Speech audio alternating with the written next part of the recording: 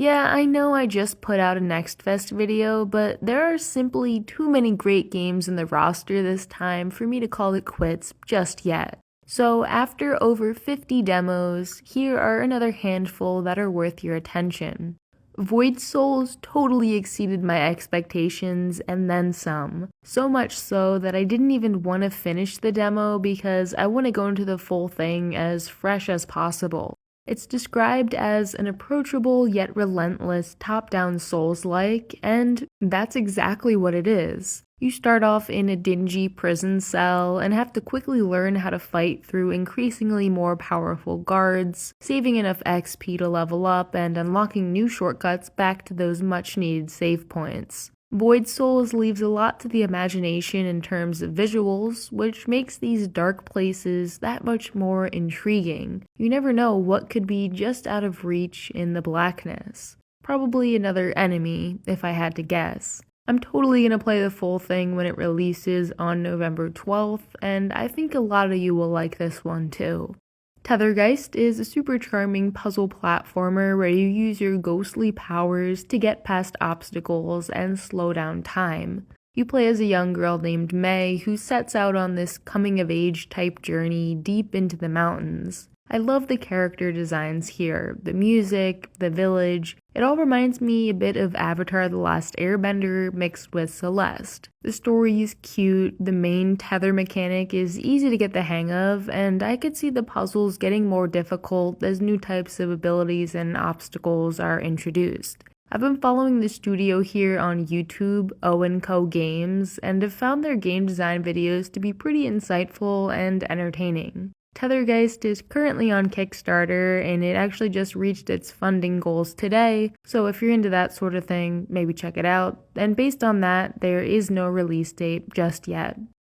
If you like traps, tricks, and treasure, then the immersive sim Neverlooted Dungeon may just tickle your fancy. The whole thing reminds me of some big castle playset filled with spike pits and other precarious scenarios. Using your creativity and magical items in a highly interactive physics-based world, find your own ways to outsmart dangers, including giant rats, poisonous spiders, and who knows what else. You can pick up pretty much every object you come across, stacking boxes to create a makeshift ladder or moving debris out of the way to clear a new path. It was super fun to experiment with all this stuff, and it's honestly kind of a childhood dream scenario come true. Neverlooted Dungeon is launching sometime in 2025. Another game that I totally would have dreamt up as a kid is something along the lines of MemoryMaze, a big old marble game set in a foggy, dreamlike world. Believe it or not, I have been on the hunt for a solid marble game to sink my teeth into, so it's a good thing I only have to wait until December 6th to play this one. I think the controls here are pretty much perfect. Your ball is responsive, but it still has some weight to it, and it felt like every fall was 100% my fault and not the game's. There is a main path through each level with some extra harder to collect items dispersed throughout them as well. May not be for everyone, but the methodical platforming mixed with abandoned ancient structures definitely spoke to me. Now, something spooky for you since Halloween is right around the corner. The Supper New Blood, a creepy point-and-click adventure game about a motel owner who invites guests in and doesn't let them leave. But only the really rotten, evil ones. Regular guests are fine. Fetch ingredients, solve puzzles, and cook up some delicious dishes using a very special ingredient. And if you enjoy the demo, you can play the prequel called The Supper for free on Steam. It's actually how I was first introduced to the developer's games. This one is a macabre, messed up little adventure game, a perfect break from all the action and reflex-based titles in this video, which includes WORMHOLE, a take on Snake and Pac-Man with a pretty trippy design. Choose from over 60 different color palettes as you smash through levels, eating everything in sight and traveling through portals.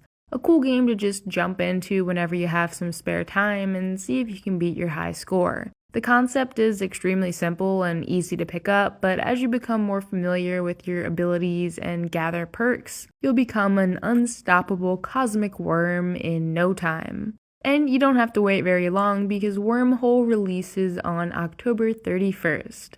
If you're all for slow burn, atmospheric adventure games to dive into, HARK the GHOUL offers a meticulously handcrafted world to explore, inspired by the interconnected nature of Hollow Knight and Dark Souls. Slash, kick, and magic your way through an adventure brimming with secrets and curious encounters. They really nailed down the mood with this one. A shadowy Victorian city with twisting alleyways, infested catacombs, and a couple curious characters who could use your help.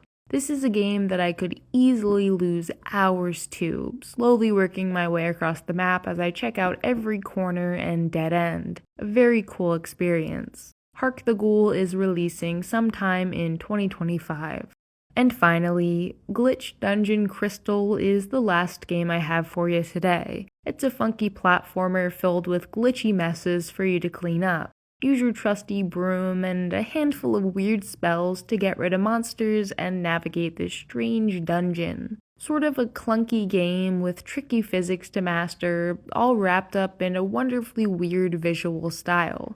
I'm always down for an odd game, and I'm a sucker for platformers, so this one is a no-brainer for me. No release date just yet, though. And now I can finally rest after a long, stressful week of playing video game demos. Next Fest has quickly become one of my favorite ways to discover new games and developers to follow, and I'd say that having too many games to play is a pretty good problem to have.